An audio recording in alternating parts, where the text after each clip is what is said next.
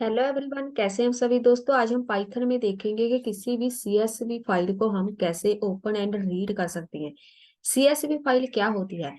Comma separated value इसको बोलते हैं। मेरे पास दो सीएसवी फाइल है, दिखा देती हूँ। एक फोल्डर है मेरे पास।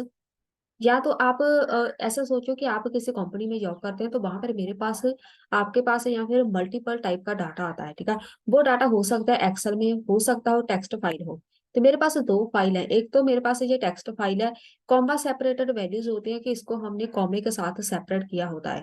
तो ये आपको रीड करनी आनी चाहिए। आपने जो भी आपके कस्टमर होंगे, ठीक है, हो और कस्टमर है, वो आपका डाटा कलेक्ट करेंगे। डाटा कलेक्ट करके वो एक सीएसवी फाइल में सेव कर देंगे। आपने इस फाइल के जो भी डाटा होगा उसके ऊपर ऑपरेशन परफॉर्म करने हैं। ऑपरेशन परफॉर्म करने के लिए आपको इसको रीड करना आना चाहिए। एक ये मेरे पास टेक्स्ट फाइल है, ठीक है। उसके बाद एक मेरे पास ये फाइल है, एक्सेल फाइल है। ये भी देख लेते हैं।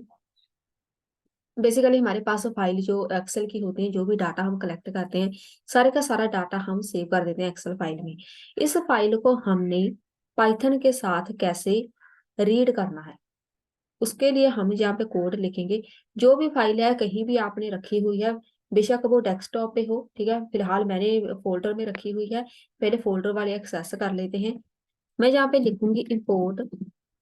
मुझे एक पैकेज इंपोर्ट करना पड़ेगा। पैकेज का नाम है पैंडास। तो पैंडास को आपने सबसे पहले इंस्टॉल कर लेना है। एक टर्मिनल ओपन करो, न्यू टर्मिनल। यहाँ पे कमांड लिख दो, पिप इंस्टॉल पैंडास। इसको इंस्टॉल कर लेते हैं। मेरे पास ऑलरेडी है इंस्टॉल, ठीक है, इसीलिए वो बोल रहे हैं कि ऑलरेडी है। तो ये हो गया रिक्वायरमेंट ऑलरेडी सेटिस्फाइड। इसको एक शॉर्ट नेम दे दे, निक नेम एज पीडी। उसके बाद यहाँ पे कोड लगाएंगे, CSV file path is equal to, यहाँ पे आएगा पाथ। यहाँ पे पाथ क्या है, मेरे पास अब फोल्डर में है। डायरेक्ट मैं सिर्फ इसका नाम लिखूंगी।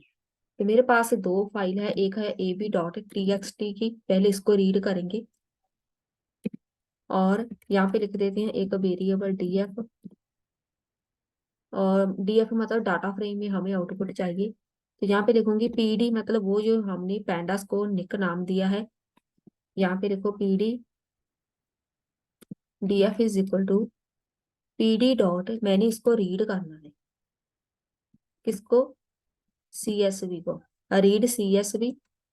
यहाँ पे लिखो CSV फाइल पाथ। ये जो हमने लिया था ना वेरिएबल जे वाला, वो आएगा यहाँ पर, क्योंकि उसमें हमारी ये फाइल चली गई, ठीक है। उसको हमने रीड करना है। प्रिंट कर दो डीएफ को। अब मैं इसको एग्जीक्यूट कर देती हूँ। देख लेते हैं क्या आउटपुट आएगी। ये हो गया, रीड हो गया डाटा, ठीक है। अब मैं डाटा दिखा देती हूँ। मेरे पास जो फोल्डर है, टेक्स्ट फाइल मैंने ओपन की है। टेक्स्ट फाइल में ये डाटा है, ठीक है। उसमें नाम है, रोल नंबर है, डिपार्टमेंट है। अब देखो यहाँ पे ये वाली चीजें हैं मेरे पास। यहाँ पे देखो एक टेबल बन के आ गया, नेम, रोल नंबर, डिपार्टमेंट। 01 हो गया उसकी आईडी, नाम हो गया, रोल नंबर हो गया। तो यहाँ पे उसका डिपार्टमेंट हो गया। सेम है, जो यहाँ पर है सेम वहां पर डाटा है। उसके बाद मैंने एक्सेल की फाइल रीड करनी है। ये तो टेक्स्ट फाइल है। एक्सेल की फाइल का नाम लिख दो, demo.csv में है, CSV में कर दो। इसको कर दो एग्जीक्यूट। सेम फाइल है, ठीक है, सेम डाटा है दोनों में। देख रहे थे, इसकी आउटपुट भी सेम आएगी, ठीक है। रीड होगी, बस मेन काम है रीड होनी चाहिए फाइल। ये तो है मेरे पास ओपनली पड़ी हुई है फाइल, इसको मैं हटा देती हूँ। इसको मैं बाहर निकाल देती हूँ। ये वाली ये टेक्स्ट वाली फाइल मैं बाहर रख देती हूँ डेस्कटॉप पे। अब इसमें नहीं है, इसमें फाइल नहीं है। अब मैं इसको कर दूंगी ab.text। अब मैं इसको एग्जीक्यूट कर देती हूँ। मेरे फोल्डर में नहीं है फाइल, ठीक है। ये रीड नहीं होगी। यहाँ पर देखो, नो सच फाइल डायरेक्टरी। तो यहाँ पर इसको हम रीड करेंगे। इसका पाथ मैंने यहाँ से जाना है, ए बी है। राइट क्लिक करो, प्रॉपर्टीज पे जाओ। हर एक फाइल बस आपको रीड करनी आनी चाहिए। कैसे करेंगे, अगर बाहर फाइल है फोल्डर के, कैसे करनी है? लोकेशन यहाँ पे लिखा हुआ है, इधर लिख दो लोकेशन और स्लैश उसका नाम। यहाँ पर ए भी है उसका नाम। अब इसको कर देते हैं एग्जीक्यूट। यहाँ पे क्या बोल रहे हैं, डेस्कटॉप पे है ए बी डॉट टेक्स्ट। इसको बंद करके दोबारा फिर से कर लेते हैं।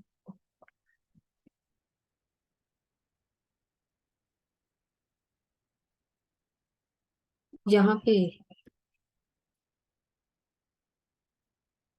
पे स्लैश की प्रॉब्लम है, तो अगर मैं ये वाली सारी स्लैश ऐसे कर दूं, ऐसे यहाँ पे ऐसे कर देते हैं। अब देख लेते हैं, ये हो गई। तो आपने स्लैश सारी इधर राइट साइड की तरफ कर देनी है, ठीक है। जो हमारे पास यहाँ पर है, ये वाली स्लैश देख लो, ये वाली इधर लेफ्ट की तरफ है, यहाँ पर ये वाली स्लैश है, तो आपने इसको बैक स्लैश ऐसे लिख देना है, ठीक है। तब वो जो भी फाइल है आपके फोल्डर के बाहर है, उसको आप इजीली रीड कर पाएंगे। यही था हमारा आज का टॉपिक। मिलते हैं फिर नेक्स्ट वीडियो में।